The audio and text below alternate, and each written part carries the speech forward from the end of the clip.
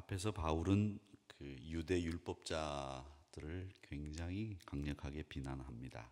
이 갈라디아서에 나오는 내용은 이 갈라디아서에 나오는 이 바울이라고 하는 갈라디아서가 바울이 썼다고는 요즘엔 얘기는 하진 않지만 이 바울이 질책하는 이 사람들의 신앙적인 양태를 갈라디아니즘이라고 얘기할 정도로 율법에 아주 매여 있는 기독신자들을 가리키고 그 사람들을 책망하는 이야기입니다.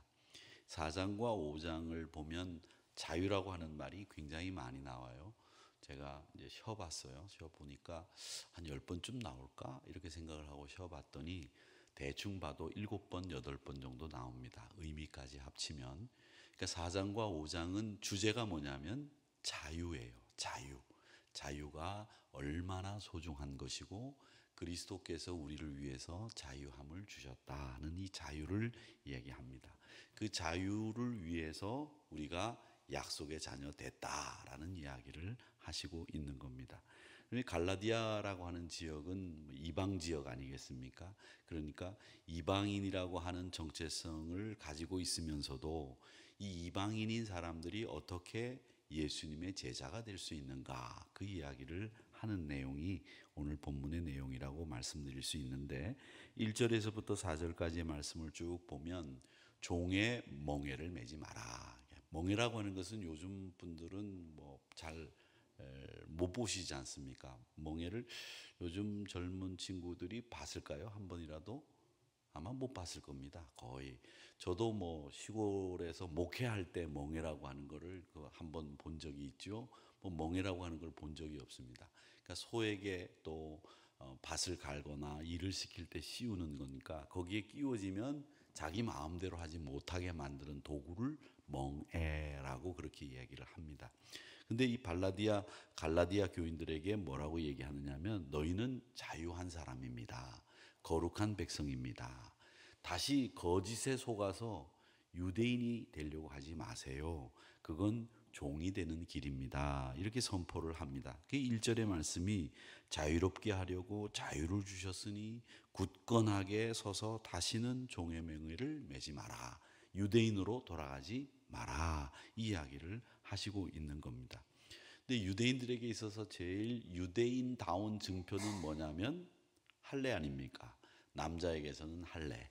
그리고 유대인 전체에게서는 율법을 철두철미하게 지킨다라고 하는 이것이 유대인의 표시인데 이 외형적인 표시만 가지고 하나님의 백성 되는 거 아니다. 이렇게 이야기를 하면서 믿음이 있어야 너희들이, 자유함이 있어야 너희들이, 약속받은 백성이라고 하는 자기 정체성이 있어야 너희들이 구원받고 하나님의 백성 되는 거다. 이 얘기를 하고 있는 겁니다. 그런데 이 갈라디아 성도들은 계속 미혹을 받는데 그 미혹받는 게 뭐냐면 야, 나는 저 유대인들은 할례도 받고 율법도 지키고 저 사람들 보면 참 대단해. 사실 대단해 보이거든요. 유대인들 말이죠.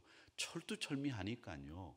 그렇게 대단해 보이는 유대인들을 보면서 이 이방인 기독교 신자들이 뭘 느꼈느냐 하면 영적인 열등감을 느낀 거예요. 이 영적인 열등감을 느끼니까 야, 나도 유대인처럼 예수 믿지만 할례 받을까? 율법도 지킬까? 이런 생각을 하게 되는 거죠. 근데 이런 영적인 열등감 때문에 조금 더 우월하고 또 조금 더 내 신앙생활을 잘할 수 있는 이런 곳으로 내가 가야 되지 않는가? 이런 생각을 하는 분들도 있다는 겁니다. 그러니까 이 영적인 열등감이라고 하는 것은 내 신앙을 지키지 못하는 요소 중에 하나인데 이 지금 이방인이면서 예수 믿는 이 사람들에게 이 영적인 열등감이 자리를 잡는 바람에 유대인이 다시 될까?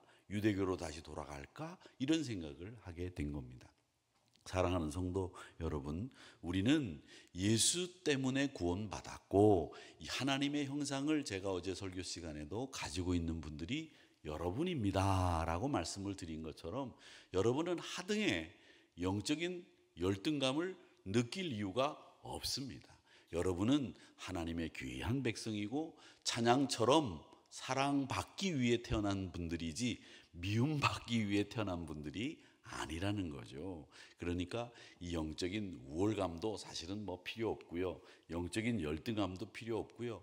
우리의 믿음의 정체성만 분명하게 지키는 이런 것이 필요한데, 그렇게 흔들리는 이유는 뭐냐면 세속적인 가치관에 흔들리는 거예요. 야, 저 사람 보니까 나보다 대단해. 나보다 훨씬 잘하는 것 같아. 이게 믿음의 기준이나 말씀의 기준으로 판단하는 게 아니라 뭘로? 세상적인 판단으로 볼 때 저 사람이 훨씬 나보다 나은 것 같다, 이런 생각을 갖기 때문에 영적인 열등감이 생기는 거거든요. 그러니까 여러분, 세상적인 잣대로 믿음을 판단하지 마시고 세상적인 판단으로 여러분들의 신앙을 함부로 재단하지 마십시오. 이런 것은 헛된 가치관이기 때문에 우리에게 쓸모없는 열등감을 가져다 줄 뿐이다라는 겁니다. 우리는 모두가 예수 믿는 한 형제요, 한 식구요, 한 자매며 거룩한 하나님의 자녀이기 때문에 열등감 같은 것은 필요 없고, 우리의 믿음만 굳건히 지키면 거룩한 백성, 약속의 자녀라고 하는 분명한 확신만 있으시면 여러분은 신앙의 승리를 이루면서 종의 멍에를 매지 않을 수 있다라고 하는 것을 꼭 기억하시기를 바랍니다. 자, 그 다음에 5절에서부터 10절까지는 믿음의 경주를 멈추지 말라는 겁니다. 여러분, 경주를 시작했으면 끝까지 꼬린 지점까지 가야 되겠죠. 그렇죠? 우리나라 말에도 칼을 뽑았으면 무라도 잘라야 될 거 아니겠습니까? 그렇죠? 근데 칼을 뽑아가지고 무도 하나 못 자르고 다시 칼집에다가 칼을 꼽아 넣어버리면 그 칼을 뭐할로 뺐겠어요? 그러니까 우리가 믿음의 경주를 시작했는데 이것도 세상에 아무나 할 수 있는 경주가 아니라 우리만이 할 수 있는 이 믿음의 경주를 시작했습니다. 그렇기 때문에 여러분이 믿음의 경주를 끝까지 잘 달리시기를 주님의 이름으로 축복합니다. 5절에 보니까 우리가 성령으로 믿음을 따라 의의 소망을 기다리노니 그랬습니다. 우리는 기다리는 사람입니다. 주의 재림을 기다리는 사람들이고 하나님 나라의 시민권을 따서 그 하나님 나라에 들어가기를 기다리는 사람들이고, 또 우리가 영화로운 하나님의 백성 되는 그날을 기다리는 사람들이고, 또 주의 재림이 이루어지면서 공중 휴거를 받을 것을 기다리는 사람들이고, 이 다 기다리는 사람들이 바로 우리 그리스도인들입니다. 지금도 기다리는 거죠. 그 기다리려면 우리에게 꼭 필요한 게 있습니다. 그게 뭐냐? 소망이 필요해요. 소망이 있어야 기다리는 거죠. 소망이 없는데 어떻게 기다리겠습니까?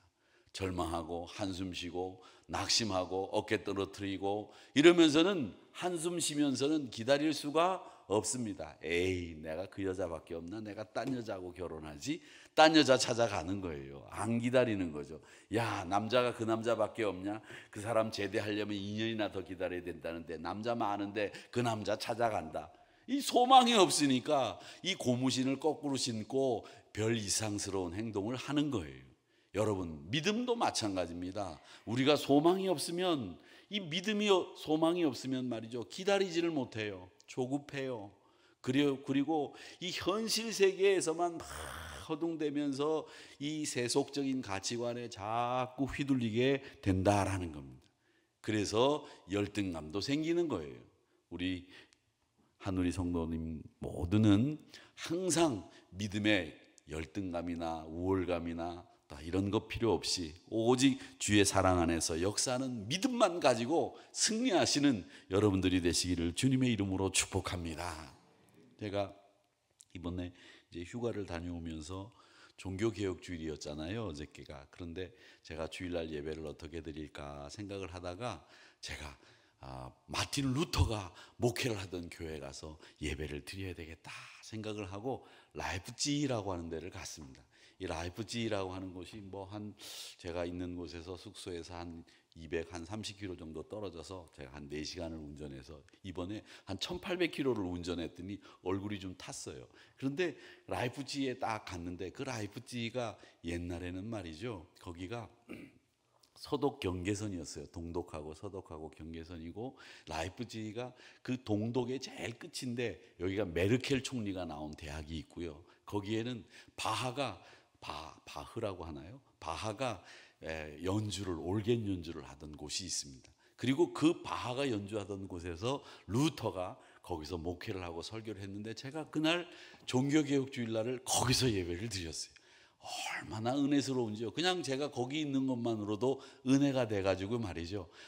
굉장히 그냥 은혜를 많이 받았는데 제가 이 설교를 독일어로 들었거든요. 그런데 독일어로 듣는데 야, 그때 제가 하나 후회한 게 있어요. 그건 뭘 후회했느냐? 야, 내가 독일어 선생님 고등학교 때 그렇게 공부 열심히 하라고 했을 때 데얼뎀뎀 디데어데어디 잘 외우고 독일어 열심히 할 걸 독일어를 못 알아듣겠는 거야. 그래가지고 못 알아듣는데도 어쨌든 그냥 알아들으려고 애를 쓰면서 들었는데 결론은 여자 목사님이었어요.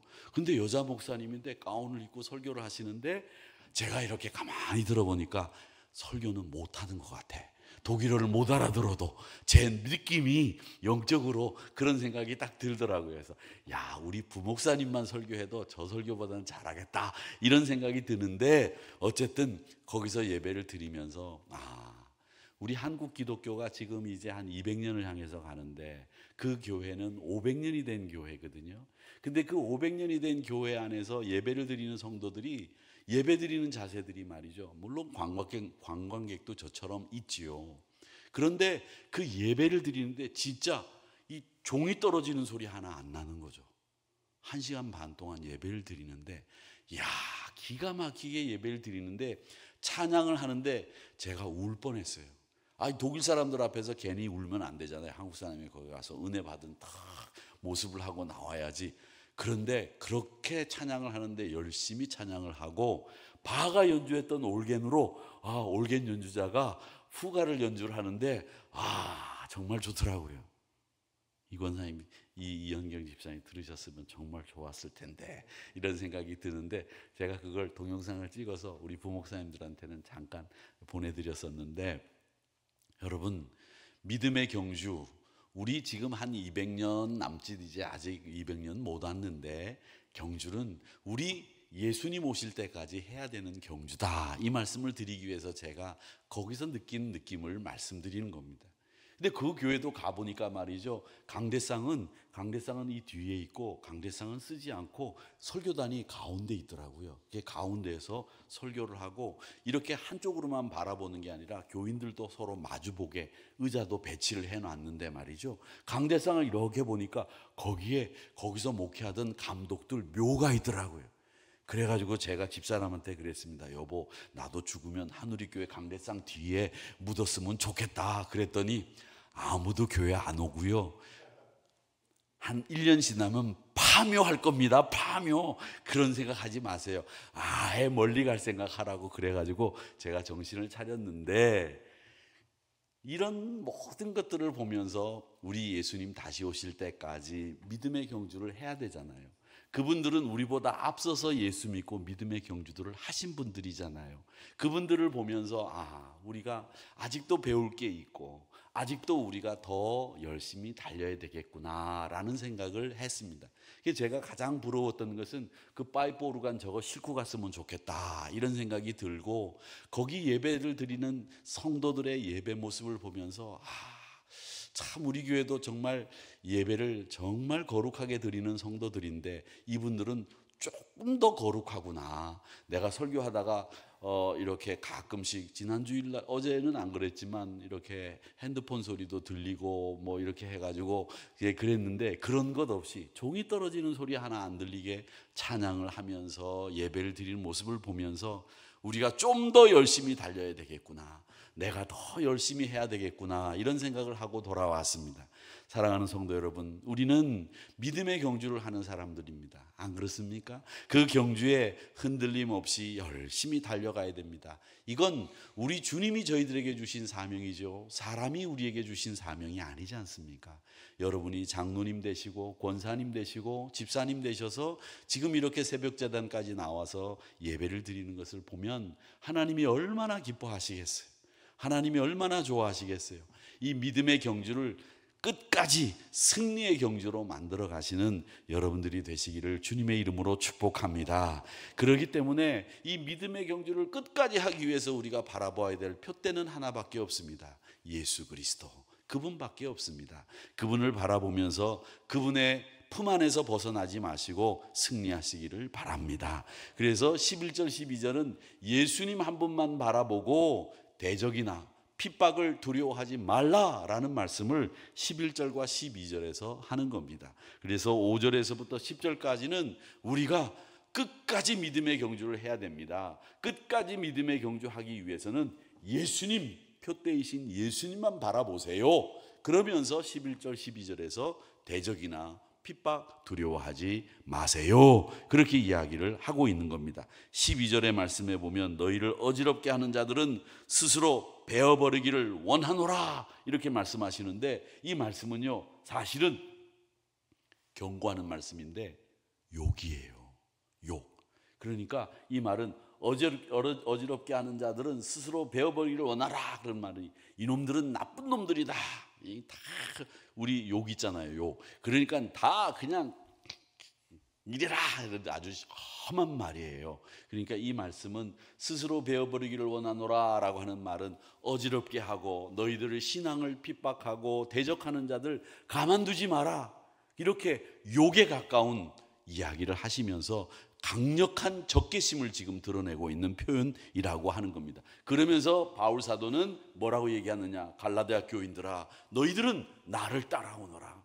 나를 따라오면서 그들의 유혹에 넘어가지 말고 다시 유대인들 되지 말고 나를 따라오너라. 그들은 베어버려라. 이런 말씀을 하시고 있는 겁니다. 그러기에 오늘 우리 믿음의 성도들이 이 5장의 말씀을 바라보면서 우리를 자유롭게 하셨으니 우리 자유로운 사람들입니다. 믿음의 자유를 가지고 사는 성도들이기 때문에 여러분 종의 멍에를 매지 마시고 믿음의 경주 끝까지 감당하시고 믿음의 경주를 감당하시는 가운데 표대이신 예수님 바라보시면서 대적이나 핍박 두려워하지 마시고 오늘도 승리하시고 이 주간도 승리하시는 여러분 모두가 되기를 주님의 이름으로 축복합니다. 종의 멍에를 매지 말고 믿음의 경주를 끝까지 하고 대적이나 핍박을 두려워하지 말면서 우리 믿음의 경주를 감당해내가는 우리 한우리 성도님들이 다 되시기를 주님의 이름으로 축복합니다.